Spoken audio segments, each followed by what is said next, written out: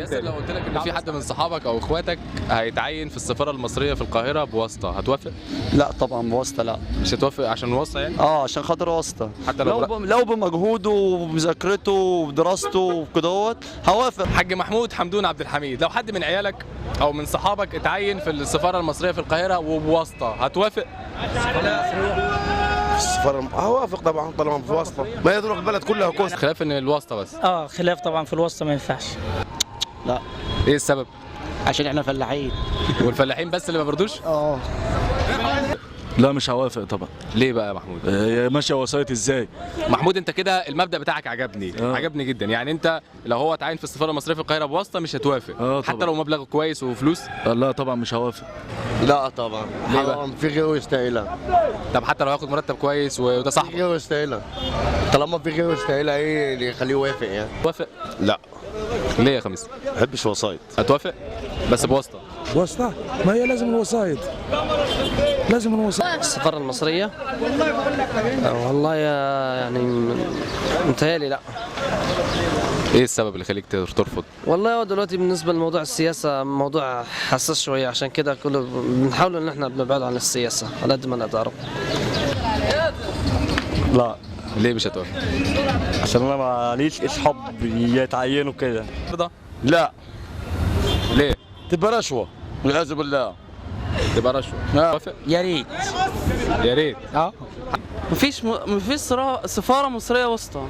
يعني القصه في الواسطه ولا ان مفيش سفاره؟ لا، هو في سفارة. في الوقت اللي احنا فيه ده تقريبا هوافق. هوافق؟ لا. ليه؟ كده اهو.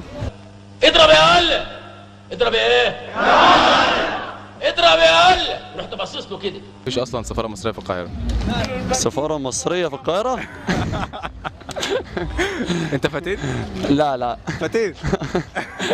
قلت لك يا احمد ان مفيش اصلا سفاره مصريه في القاهره.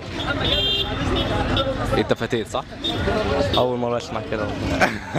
يعني اول مره تسمع الموضوع ده؟ السفاره المصريه دي المفروض تبقى بره القاهره مش جوه القاهره. المفروض. حبيبي يا احمد. طب ما انت بتسال. ما تقولش لحد بقى. مفيش حاجه اسمها السفاره المصريه في القاهره مثلا يعني هتبقى حاجه تحفه. حاجه جميله برضه. السفاره المصريه في القاهره ازاي؟ لازم تبقى في سفاره مصريه، لازم تبقى في سفاره مصريه. السفاره المصريه ينفع تبقى في القاهره؟ في القاهره خالص. ولا عندنا حد بيتعين سفير غير بالوسائط. لا. القاهره. يعني انت ركزت في الواسطه وسبت الكلام اللي هو بتاع اهم شيء الواسطه. يبقى انا خبطت في الكلام. يعني احنا بنفتي؟ بتفتي. كلنا بنفتي؟ وانا بفتي برضه.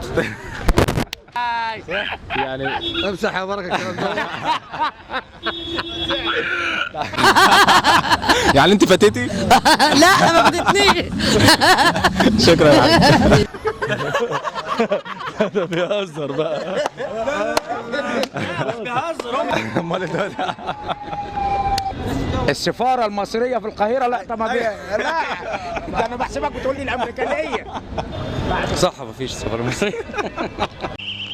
انا اصلي من ساعة ما وصلت الموقع انا والباشا الوزير، وانا شايف الواد عمال يتنطط كده زي فرقع لوز. ببص على الواد، قلت الواد ده بانه مش هجيبها لبره. لقيته ايه؟ بيطلع مدفع رشاش.